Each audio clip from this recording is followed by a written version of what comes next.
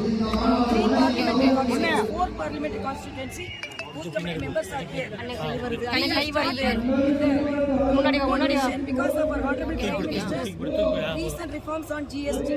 In Tamil Nadu, we are getting a cultural war with the DMK because here in Dindigul, Abhirami statue, goddess was in the hill of Kothi.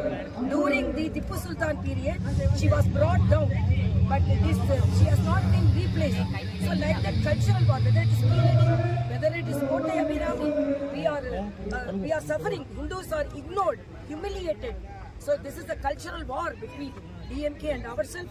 We are for the people, Honorable Prime Minister is for the people, and we will move forward with more strength. GST, we are very happy because almost 90% of the prices has been slashed from 5% or 0%, and all the pockets going to be full, our bags going to be full, and our minds will be full of happiness. So we thank our Honorable Modi. Thank you, Modi ji. திமுகவோட இந்த எதிர்ப்பு பிரச்சனையினால் நாங்கள் ஒரு கலாச்சார போரை வெற்றி பெற வேண்டிய ஒரு சூழ்நிலையில் நாங்கள் இருக்கிறோம். ஏன்னா கீழடி ஏதோ நாங்கள் தமிழர்களின் தொன்மையை மறைப்பதை போல ஒரு தோற்றத்தை ஏற்படுத்தி இருக்கிறார்கள். இன்னும் சொல்ல போனா தமிழர்களின் தொன்மையை வெளிக்கொணர்வதற்கு அதிகமாக நிதி கொடுத்தது மரியாதைக்குரிய பாரத பிரதமர்.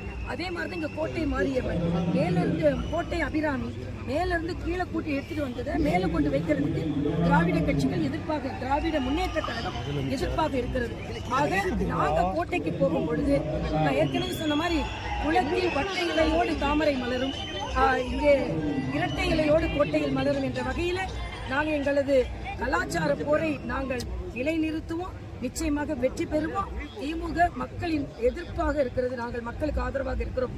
அதற்கு இந்த GST ஒரு உதாரணம். மேடம் ராகுல் காந்தி வைக்கிற குற்றச்சாட்டுக்கு வாக்கு திருட்டு பத்தி இப்ப பாக்குறீங்கல்ல, இவ்வளவு காங்கிரஸ் இந்த மாதிரி ஒரு மாநாடு நடத்த முடியுமா? ஆக வாக்கு திருட்டு என்று வேண்டும் என்றே ஒரு குற்றச்சாட்டை சொல்கிறார்கள். ஹைட்ரஜன் பாம்பு போடுறேன்னு சொல்றாங்க. ஹைட்ரஜன் நீங்க பாம்பு போட்டாலும் நாங்க மரியாதைக்குரிய பாரத பிரதமர் ஆபரேஷன் சிந்தூரவே நடத்தி காண்பித்தவர். எந்த ஹைட்ரஜன் பாம்பு நீங்க போட்டாலும் மரியாதைக்குரிய பாரத பிரதமர் வெற்றி பெறுவார் என்பது எனக்கு தொடர்ந்து மத்திய அரசு குற்றச்சாட்டிட்டே இருக்கிற விஜய் இல்ல, விஜய் மாநில அரசையும் குற்றச்சாட்டு. நான் ஏற்கனவே விஜய்க்கு பதில் சொல்லிட்டேன் ஏர்போர்ட்ல.